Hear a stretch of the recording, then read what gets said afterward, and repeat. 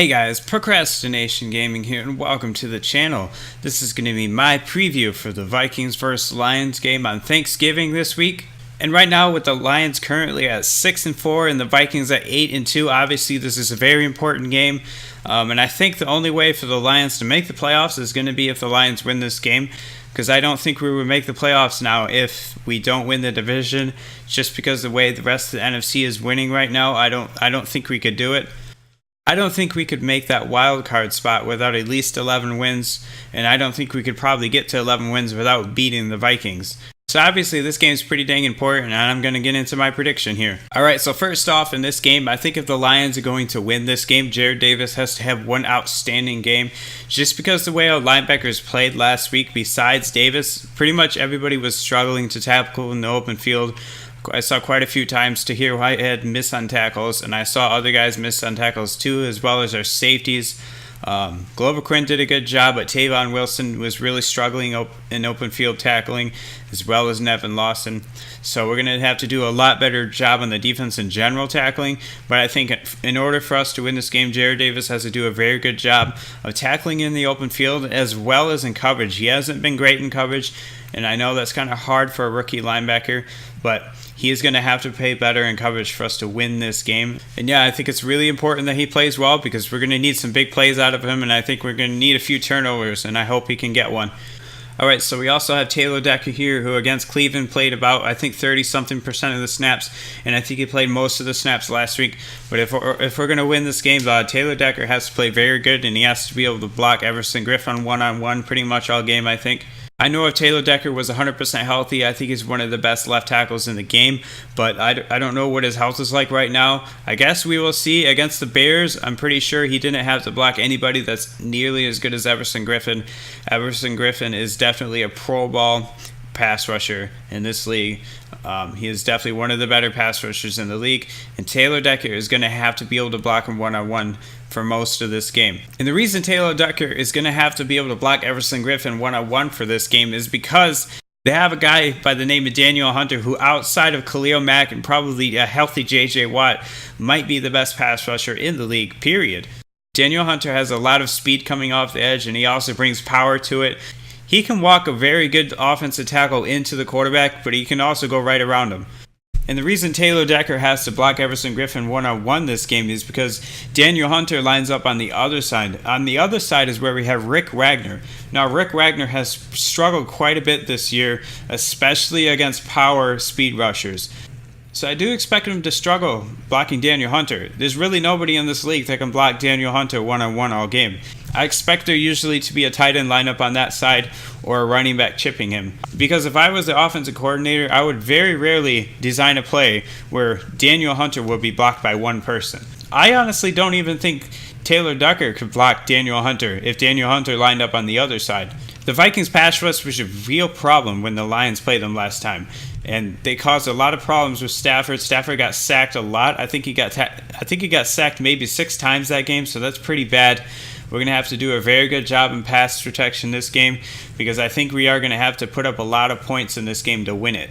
I'm pretty sure most Lions fans would be kind of out of the loop when it comes to the Vikings quarterback situation right now. They started this year starting Sam Bradford, who was their second-string quarterback after Teddy Bridgewater got hurt. And then they had to go to Case Keenum because Bradford got hurt kind of. His knee was really sore after one of the games, so they had to take him out and put Case Keenum in for a couple of games. And over the last 5 games, Case Keenum has really been lighting it up. I think Sam Bradford is healthy right now. From everything I've heard, Sam Bradford is healthy to start right now, but they are staying with Case Keenum because he gives them a better chance to win games. He has been making good decisions. He has been throwing the ball down the field accurately, especially under pressure. He has made some great throws this year, and he's a lot more mobile than Sam Bradford as well. So the Lions defense obviously has to look out for that as well. If he decides to take off, we got to be able to get him because he's pretty quick. He's not quite as fast as Mitchell Trubisky, but he can run, and he showed that last week. If Case Keenum takes off when nobody's paying attention, he'll get 10 or 15 yards. And over the past 5 games, Case Keenum has averaged 248 passing yards per game, which might not sound like a whole lot, but if you consider the way they've been playing, they haven't been turning over the ball very much, and they've been playing very consistently, getting the ball to their best receiver, Adam Thielen, who is having a great season right now. I think he's probably going to finish the season with over 1,200 yards at least. And as a Lions fan, I probably expect to see Darius Slay covering Adam Thielen for most of the game. I probably wouldn't have Devin Lawson lined up against him unless it's a zone. And if I had to guess, the Vikings' other receiver, Stephon Diggs, might actually not be 100% healthy because he hasn't been getting many targets and he hasn't been their number one receiver this year, basically. Basically, after his injury, it doesn't look like he's their premier pass catcher anymore. It looks like Adam Thielen is really taking that position away from him. Now, obviously, with this being a divisional matchup, I think this is going to be a very close game, and it's going to be kind of low scoring. And I think if the Lions are going to win this game, it's going to have to be a few turnovers. They're going to have probably get at least 2 interceptions in this game. I think if we're going to win this game, we're going to have to get at least 2 interceptions. I think that, or fumbles, because Case Keenum hasn't really thrown a lot of interceptions. Maybe our best way to go is try to get fumbles in this game. And with this being a home game, obviously if the defense is playing very well, we could have a chance to win this game by a couple possessions, but I don't think that's going to happen this game. I think this is going to be very close and this is going to come down to the wire, and I am going to pick the Vikings in this game. Obviously I'm a huge Lions fan, but I think the Vikings are a better team. I think with the Vikings defense, especially their pass rush, I think they're going to be able to get to Stafford just like they did last time. They sacked him 6 times, and the Vikings fumbled the ball in the fourth quarter with 1:40 left to go, and they were driving down the field, and they might have scored to tie the game. And right now, the Vikings are playing like one of the best teams in the NFL. The Vikings just knocked off the Rams, who had one of the best offenses in the league. I think they had a much better offense than the Lions, at least this year. There have been quite a few games where the Rams had Todd Gurley going off, and they also had Jared Goff throwing the ball down the field, and they were scoring 40 or 50 points on good teams. That just tells you how good this Vikings team is playing right now. It's almost like they took their good defense and they just turned it up a notch, and their secondary is just playing a lot better right now. The secondary is kind of anticipating plays because they know their pass rush is going to get there in a few seconds. And as a cornerback, if you know you only have to cover for 2 or 3 seconds, you know the other offense is pretty limited in terms of what routes the receivers can run. So overall, if the Lions are going to win this game, they're going to have to get at least 2 turnovers, I think. But my prediction this game is going to be the Vikings winning 21-17.